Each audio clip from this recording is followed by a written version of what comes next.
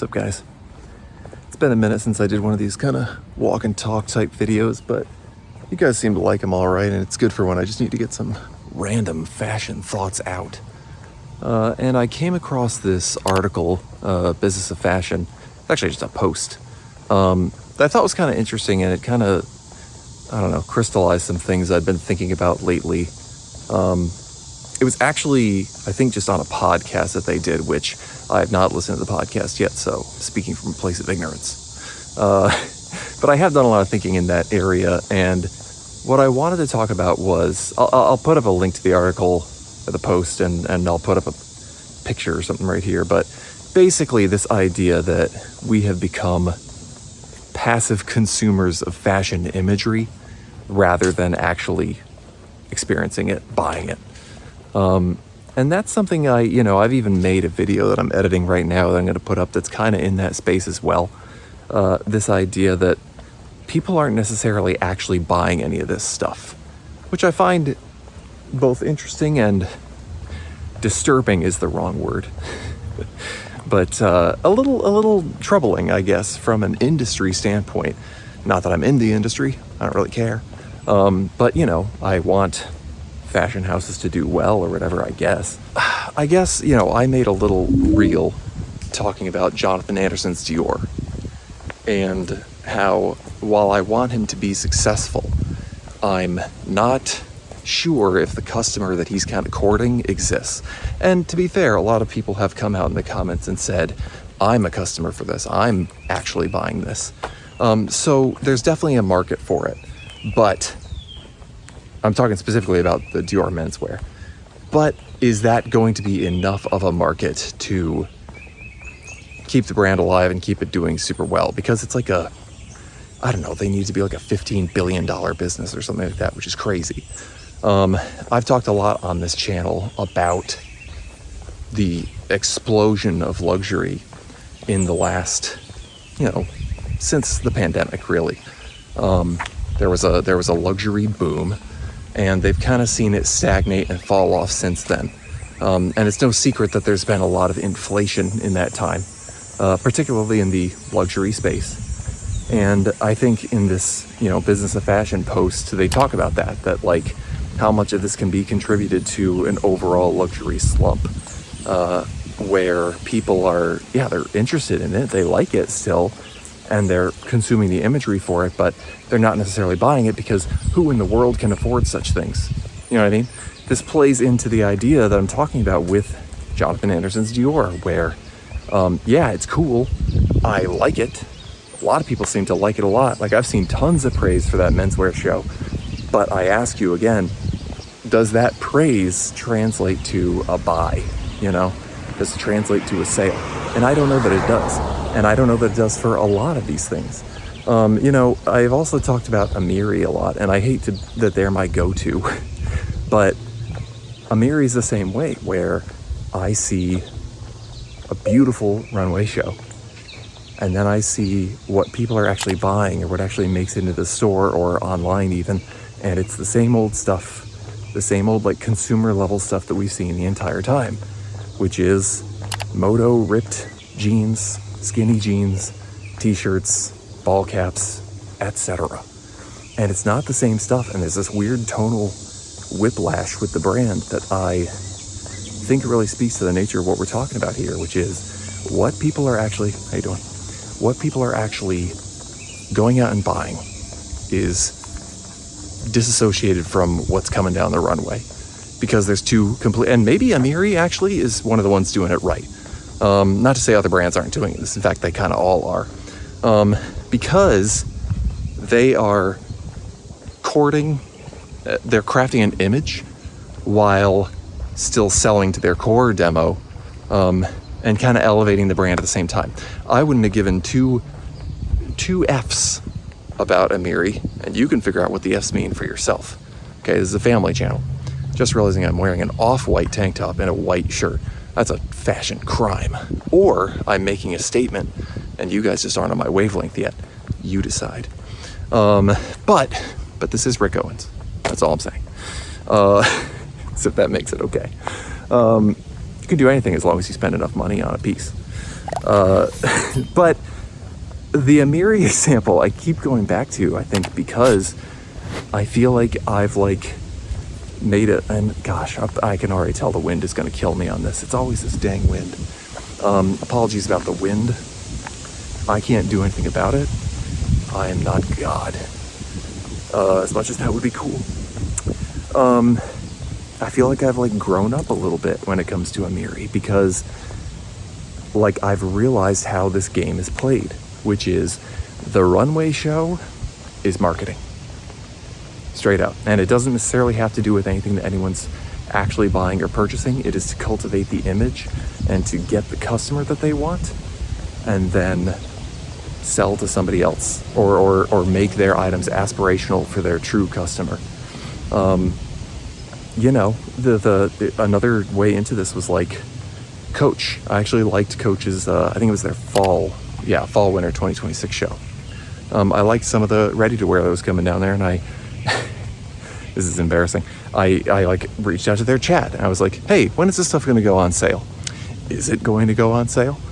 And their answer was kind of enlightening. And again, I feel like a rube, but they were like, yeah, a lot of these pieces actually already went on sale at the event, but some of it should go up on the site in the fall winter.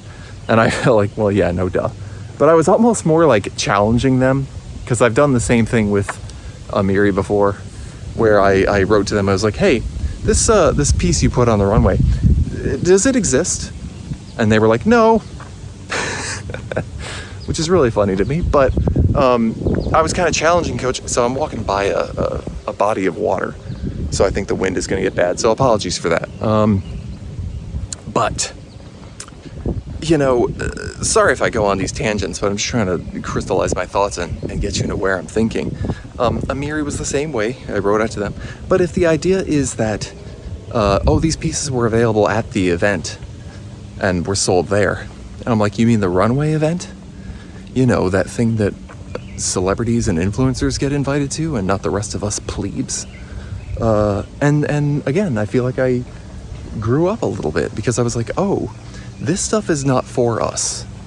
It's for cultivating an image and selling to the elites or whatever. And so I get back to the original point, which is, you know, we're talking about that we've become passive consumers of luxury imagery, but not actually feeling compelled to go out and buy any of this stuff. And I think that's really true and insightful. And the reason why I say that is because, you know, just coming off of Paris Fashion Week like we just did, I see so much. First of all, I see so many shows, but we'll get back to that. I see so much praise for what these brands are doing. And again, it is really nice, beautiful stuff. But people are kind of tripping all over themselves to be like, oh, this show is amazing. This show is incredible. I love these pieces. And they're doing this reviews and making this content, whatever. And that makes it sound like I some sort of Philistine who doesn't appreciate the arts.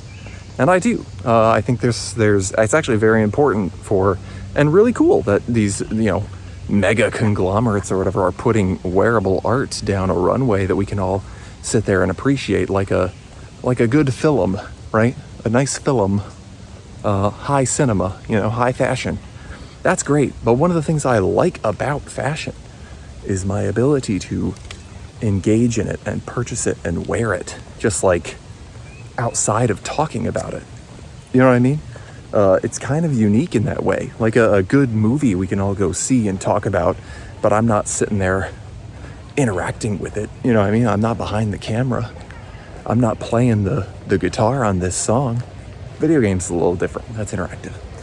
I enjoy that. But because of that, I feel a little like there's a commercial aspect to fashion that I want to see more of. And maybe that means I'm like a lesser consumer of it because I'm not appreciating it from the elevated haute couture level.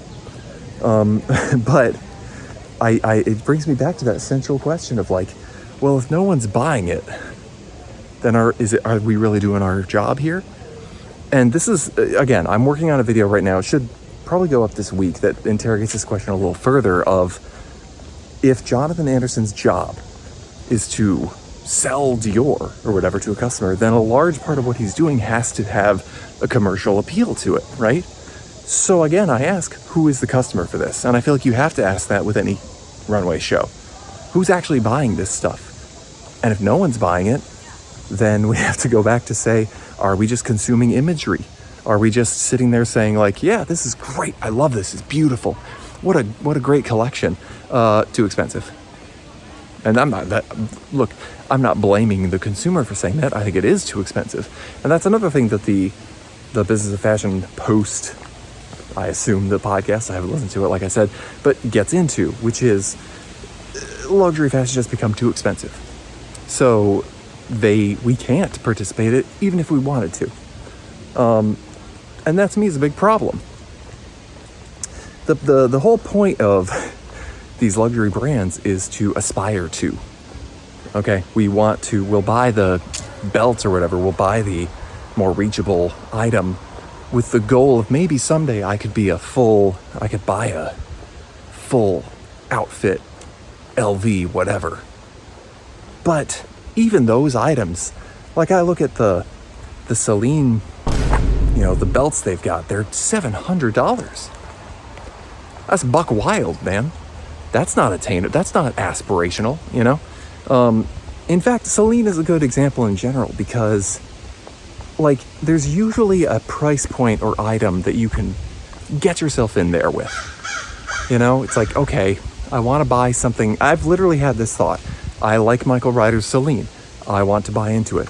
What's a piece I could get that would intro me into the brand? Just get something. And it kind of doesn't exist. Again, the belts, $700. That's not an entry-level price point. A little teeny tiny charm. It's like $300 for some gold-toned brass. Give me a break. The belts used to be $300 on the high end, and I'm not trying to be like boomer here and just complain about inflation, but it really has priced everyone out to this degree that like I said, we're just watching it on our phones and being like, that's cool. Too bad I can't own it or buy it. And it goes back to this idea of reframing what luxury means for people. And that's another thing that they talk about. Is like the definition of luxury or what luxury means to people is changing fundamentally. And also there's different clientele out there. The Chinese market, I guess, still holds on to that sense of prestige, the logo or whatever, and what it signifies. Whereas the American consumer is backing off a little bit and saying, I don't really care about that anymore.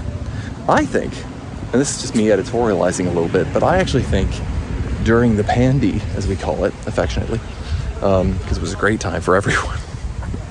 I hated the pandemic, but not everyone feels that way.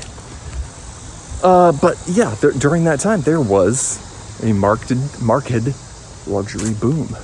Shortly after, of course, in the immediate, it took a tank. But and since that time, it has, like I said, tapered off a little bit. And I think what happened was, like I said, editorializing here, but people got their fix. They've had their fill. And I say that because I've personally felt it too a little bit, where I'm looking at my closet now and I still am casually shopping for stuff, but I need to get rid of some stuff, man. I have way too much crap, and I'm just I love these pieces, but I barely wear them because it's in a bin in my basement. And if it's not a piece that I'm wearing, 3 times a month or whatever, with some regularity, then the amount of times I go to dig it out are vanishingly small, and it's just this expensive thing taking up space. And I don't want that, So why am I going to go out and buy yet another thing that's just going to sit in a bin or that I'm going to wear once a year? That's not getting my money's worth. You know what I mean? So I think a lot of people are making that calculation. Also, if during the, sort of post-pandemic luxury boom, there were a lot of new people buying luxury that had never bought luxury before. Again, anecdotal, but that's been my experience. We bought wife's mother, my mother-in-law, an LV bag. She'd always wanted one. It was my idea. But we, I found one on eBay, used, but like reasonable price. And I was like, that's maybe something she's never considered for herself. But if we all chip in and get it for her birthday, whatever. And we did. And she was overwhelmed. She had a very emotional reaction to it. I remember her saying, I never thought I'd own an LV bag. And I was like, awesome. We made that like dream come true for her. This was about a year ago. Okay. Since then, she has bought 2 or 3 other LV bags. Her whole life, she'd never had one. So by breaking that seal, right, and introing her into it, it like unlocked something in her brain that was like, oh, I can own this and it's okay and I can do that. I think for a large contingent of customer, they just were like that. They'd never considered buying into one of these brands before, and so they finally did. But I do think now the chickens have sort of come home to roost. It caused a boom, but those people are like, okay, I've had my fill. I've got the cool Bottega bag. I don't need any more. And also, like we said, the definition is changing. And those people who have explored luxury are saying like, yeah, but it's not really worth it. I've railed endlessly against the leather jackets that are $5,000, $6,000, $7,000, $10,000. Just the other day, I saw a new LV Speedy made with croc leather. Actually, alligator leather, excuse me. Guess how much it was. I want you to just guess to yourself or post a comment before I say it. Race to comment.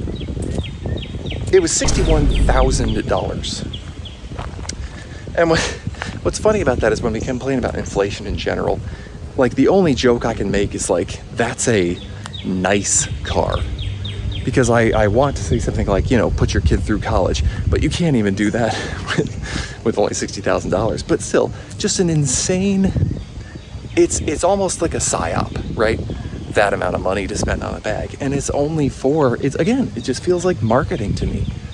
And the type of person for whom that bag is an actual thing, I don't know if that person exists. If they do, they're a mega celebrity, billionaire, whatever.